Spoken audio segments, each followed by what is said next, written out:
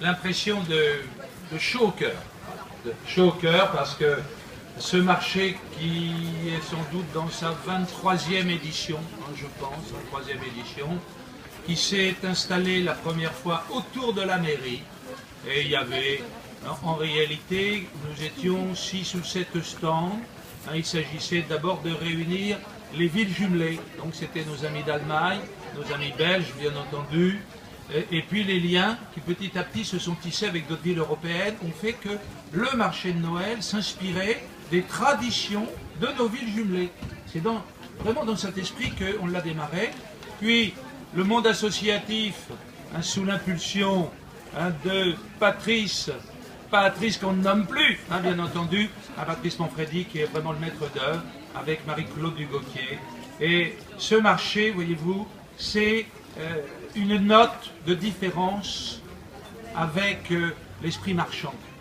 Nous sommes là dans l'amitié, dans la générosité, dans la convivialité, et il faut que nous puissions transmettre ce message. Il n'est pas seulement celui d'un espace européen, puisque les villes jumelées sont toujours là et on salue les délégations, mais il y a aussi tous ces invités, des associations qui sont certes d'Enghien, d'autres qui sont en partenariat avec Enghien, ou même s'il n'y a pas de partenariat, si leur action est une action franchement de générosité, mais surtout d'implication forte et d'originalité, bien, la place est évidemment sur ce marché. Alors, il y aura 2 autres week-ends, avec là le marché marchand, nous l'ont dit, un peu classique, qu'on espère d'ailleurs très réussi, mais celui-là, mesdames et messieurs, vous qui êtes dans vos chalets, sous vos tentes, eh bien celui-là est unique, et c'est grâce à vous. Merci, monsieur Sueur. Ne partez pas, on a encore quelques questions à vous poser. Rappelons que nous sommes sur IDFM Radio Enghien. Vous nous prenez peut-être en cours d'émission. Nous sommes sur le marché de Noël associatif de la ville d'Enghien-les-Bains. C'est un très beau marché de Noël. J'ai compté une quarantaine de stands associatifs, mais c'est pas seulement des associations, c'est beaucoup d'actions, de générosité, de qualité humaine, de chaleur. Et disons-le aussi, il fait assez beau aujourd'hui. On a un petit rayon de soleil sur Enghien-les-Bains. Il fait doux. J'ai connu des marchés de Noël associatifs sous la neige. C'est pas désagréable, mais c'est encore mieux quand il fait assez doux comme aujourd'hui. Il faut venir ici. C'est au centre d'Enghien-les-Bains. Vous prenez, vous allez vers la mairie, vous allez voir, c'est juste à côté. Monsieur Sueur, cette dimension de la générosité d'Enghien, on la connaît peut-être pas assez. Vous pouvez nous en dire 2 mots? Oui, volontiers, mais doit-on étaler ce que l'on fait quand c'est effectivement le cœur qui commande? Alors, nous avons, il est vrai, dans une situation qui fait d'Enghien une ville un peu hors du commun, par sa mission, qui est celle d'être une ville touristique, c'est une ville d'accueil, et il y a naturellement de la solidarité, et ce n'est pas ici à en faire le catalogue. En revanche, nous sommes très attachés à participer à la lutte contre le cancer, à la lutte contre la sclérose en plaques et donc la recherche sur la sclérose.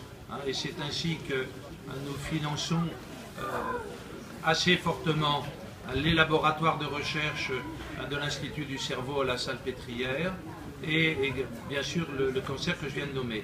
Mais également, il y a, comment dire, le sensible immédiat. Et avec les Restos du Cœur, nous sommes effectivement aussi en partenariat. C'est quelques 60 000 € que nous versons pour ces actions. Et bien entendu, immédiatement, mais là je crois que toutes les villes de France ont dû réagir, et tellement d'associations, les Philippines, nous avons voté avant-hier soir, nous étions au conseil municipal, 10 000 € d'aide immédiate pour l'UNICEF et les redistributions en faveur des enfants, puisque nous sommes ville partenaire avec l'UNICEF, et 10 000 € dans un premier temps pour les architectes du futur, qui est les architectes de l'urgence, qui sont celles de leur futur de demain, c'est-à-dire la reconstruction dans des pays très difficiles.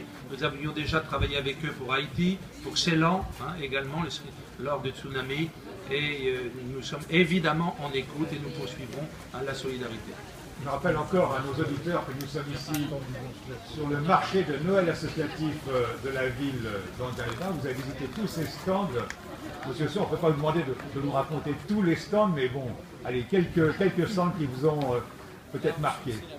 Alors, bon, bien sûr les stands du jumelage. Bon, les stands du jumelage qui restent au cœur même du premier ressort de mise en place de notre action. Et puis, je suis très sensible à un stand juste à côté. C'est celui des enfants de notre ville pour l'UNICEF. Et puis un petit clin d'œil à nos amis polonais qui ferment en quelque sorte le marché.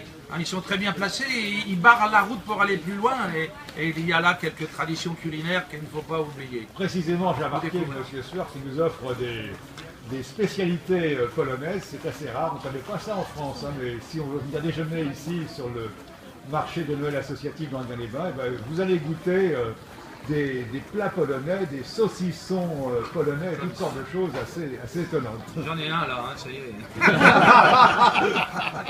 Voilà.